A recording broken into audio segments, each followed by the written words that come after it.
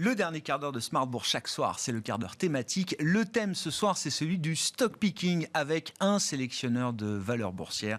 Sébastien Lemonnier qui est à mes côtés en plateau, gérant Action Européenne chez Innocap Gestion. Bonsoir Sébastien. Bonsoir. Rick. Merci beaucoup d'être là. On discute de stock picking avec vous depuis des années. C'est un super marché de stock picker. Qu'est-ce qu'il y a de super dans ce marché pour un stock picker aujourd'hui, Sébastien? Et puis, j'aimerais bien que vous nous donniez un peu aussi votre définition du stock picking, ou en tout cas du stock picking qui fonctionne dans le marché actuel. En fait, oui, c'est un marché de stock picking depuis 3-4 ans. Il suffit de le revoir. Les performances entre les gérants, si on regarde sur 2, 3, 4 ans, elles sont quand même assez disparates. Nous, on a une approche du stock picking comme plein d'autres acteurs. Je pense qu'un gérant, il a toujours des convictions à long terme. On en a. Il y a des gérants value qui ont des convictions value à long terme. Ils ont souvent raison. Il y a des gérants croissance qui ont des convictions long terme ou moyen terme. Ils ont aussi souvent raison. Mais le sujet aujourd'hui, et je pense d'un marché qui est de plus en plus drivé par des ETF, des ordinateurs, des options, ça n'a jamais été aussi dingue depuis 3 ans. Finalement, la conviction de long terme, il faut surtout avoir la bonne conviction au bon moment. Et c'est pour ça que nous, quand on regarde des sociétés, on passe notre temps sur le terrain. C'est plus de 1000 contacts par an. Moi, j'en fais à peu près 400, 500 tous les ans en moyenne. L'idée, c'est d'avoir des convictions à long terme, mais de les sortir au bon moment. Et on le voit depuis finalement la crise du Covid, mais même avant 2019, quand les PMI accéléraient, il faut être pragmatique, il faut être réactif, c'est la gestion active. Et nous, on essaye de pas forcément faire du buy and hold. On est amoureux de rien, on n'est pas amoureux de nos convictions de long terme, même si on en a beaucoup. On essaye de les avoir au bon moment. Donc on a une gestion qui est très active. On n'hésite pas à couper. Quand un titre prend 10, 15, 20%, c'est pas la vraie vie. Quand un titre baisse, parfois il y a des excès. On essaye d'être pragmatique et on prend beaucoup de recul. On n'estime pas être plus intelligent que les autres. Je pense qu'il y a plein de bons savants sur les marchés financiers. En revanche, on est au contact des sociétés et on s'adapte. En fait, ce qui a changé, c'est la vitesse du marché.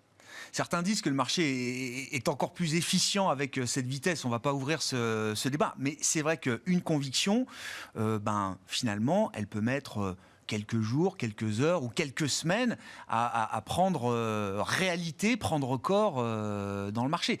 Là où avant, il fallait attendre peut-être des mois, des trimestres. Et quand vous dites buy and hold, il fallait porter longtemps les positions avant de pouvoir atteindre ces objectifs, que la valeur réelle, en tout cas celle qu'on percevait, se reflète vraiment dans le prix de marché. Aujourd'hui, ça peut aller beaucoup plus vite. Aujourd'hui, l'information, elle se diffuse beaucoup plus vite partout.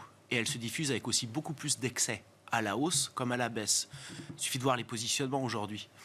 Tout le monde est négatif. On n'entend que le mot récession. Et il n'y a pas si longtemps que ça, on n'entendait que la croissance. Il y a toujours, et ça fait partie du marché, c'est pas nouveau. Sauf que c'est vrai que ça change plus vite d'un coup de l'autre.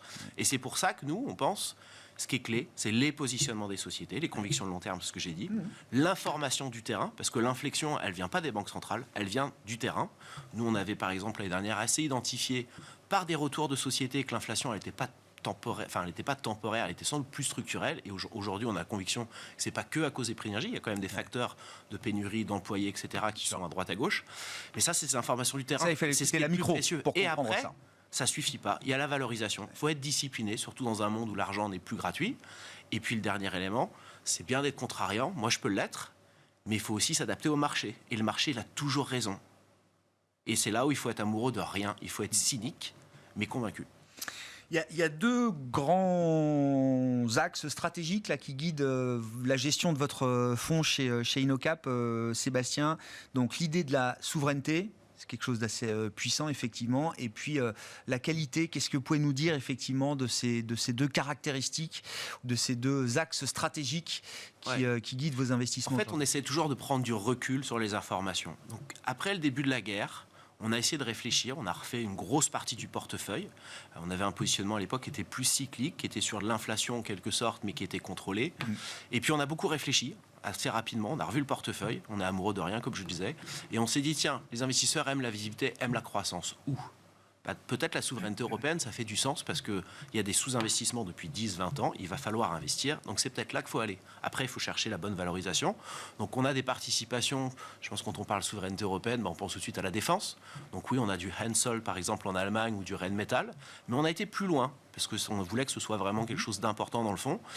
Alors, comme je suis un investisseur value, j'ai regardé il y a très très longtemps la boîte française qui s'appelle Imerys, Oui. qui a un positionnement avec une intégration verticale qui est propriétaire des mines. Alors, je n'en ai pas acheté en me disant le marché n'a rien compris et les mines sont sous-valorisées. Peut-être que c'est le cas. Mais on s'est dit, dans un contexte où aujourd'hui les matières premières, c'est un sujet, il faut trouver des solutions pour compenser telle ou telle matière première. Peut-être que d'avoir des mines, ça fait du sens. C'est un titre qui nous intéresse. La valorisation est faite pour des bonnes raisons, parce qu'historiquement, il y a eu du pricing power, mais il n'y a pas eu beaucoup de croissance de volume. En revanche, peut-être que dans les mines, il y a des choses. Depuis 3-4 mois, la société communique. Il y a une mine à Beauvoir, qui est déjà existante. En dessous, il y a a priori du lithium. Ça pourrait être une grosse mine. La société a un capital market day début novembre. On en saura plus. Mais c'était un peu la réflexion qu'on a essayé d'avoir. Et là encore, c'est l'information du terrain, combinée celle d'aujourd'hui, mais celle en fait de notre expertise depuis 20 ans, parce qu'on n'est pas stock picker du jour au lendemain. L'expérience, ça ne s'achète pas. L'autre élément, on a beaucoup regardé les boîtes de croissance, parce qu'on sait que le marché veut ça. Par contre, on ne veut pas les boîtes de croissance trop chères. On est aujourd'hui sans doute dans un nouveau paradigme. Oui, c'est ça. Oui. Donc, cherchons les anomalies. On a des fonds qui sont concentrés, on a les fonds de conviction. On n'a pas 50, 80 valeurs, on en a 30, 35 en moyenne. Donc, on a cherché et on en a trouvé. Je vous avais parlé, je pense, l'année dernière de Fila en Italie. Ça reste une forte conviction. C'est un exemple, ce n'est pas une recommandation, c'est vraiment un exemple. On a une autre société française, Veralia, du pricing power, un petit ticket de consommation, une société qui est très bien gérée, qui a un cost leadership aujourd'hui, qui va peut-être se transformer en price leadership, une société qui n'est pas bien aimée parce que ça a été introduit il y a 2 ans par private equity, qui est sorti à plusieurs reprises, et puis c'est très consommateur de gaz, donc quand il y a des rationnements. Mais c'est pour ça que ça se paye aussi peu cher. La société est couverte sur les prix d'énergie à 85% fin 2021 sur les 3 prochaines années. Ça lui donne justement du temps, ça lui donne du temps de s'adapter. Elle a du pricing power. Aujourd'hui, elle commence à moins monter ses prix que ses concurrents.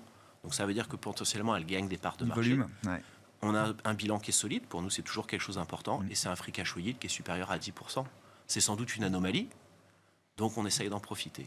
Et puis, le dernier élément, parce qu'on est pragmatique, et que les choses évoluent très vite. Donc peut-être si j'étais venu il y a 15 jours, ça n'aurait pas parlé. Peut-être que dans 15 jours, ce sera différent. On essaye d'être pragmatique. On regarde ce qui se passe.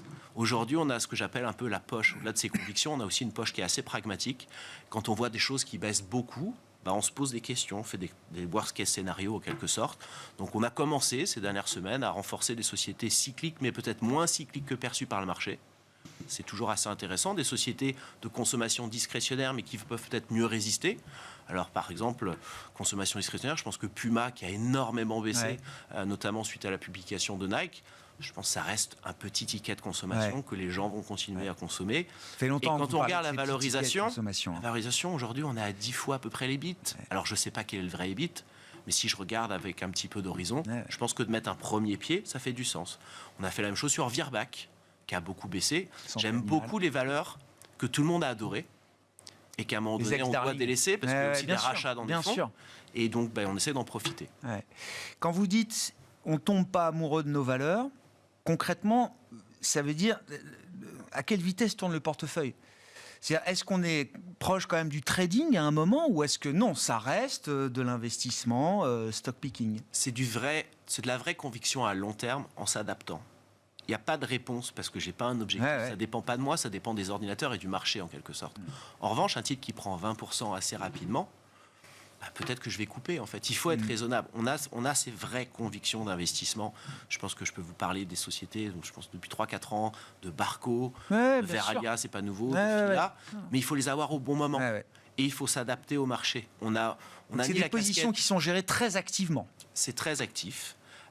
C'est assumé, mais ça on peut le faire que si on passe son temps sur le terrain. Je pense que depuis mon retour de vacances au mois de septembre, j'ai dû faire presque 100 contacts sociétés. Hier, pendant 2 jours, j'étais à l'étranger. En 24 heures, j'ai fait 3 pays différents. Donc voilà, ça passe par ces informations-là. Mais ce qu'on essaye de faire chez InnoCap, on se concentre sur moins de valeurs. On n'est pas plus intelligent que les autres, mais on essaye de mieux le faire. Donc quand je rencontre 400, 450 sociétés, j'essaye surtout de voir 3, 4, 5, 10 fois, notamment sur mes fortes convictions, les sociétés tous les ans. Barco, dont je vous ai parlé à plein de reprises, depuis septembre 2018, c'est une société qu'on a rencontrée 94 fois. Et ça nous permet de comprendre l'accélération de croissance. Je pense que le débat value-croissance, pour nous, il est un peu dépassé. On cherche l'accélération de croissance. Qu'est-ce que vous retenez de vos 80 ou 100 contacts sociétés depuis votre retour de vacances là ? Qu'est-ce que ça vous a forgé comme conviction macro, j'ai envie de le dire comme ça, Sébastien, sur les perspectives de ces entreprises. Si on fait une analyse microéconomique pour essayer d'en retirer un enseignement un peu... Alors, il y a des choses qui sont rassurantes, mais là aussi, il ne faut pas être naïf.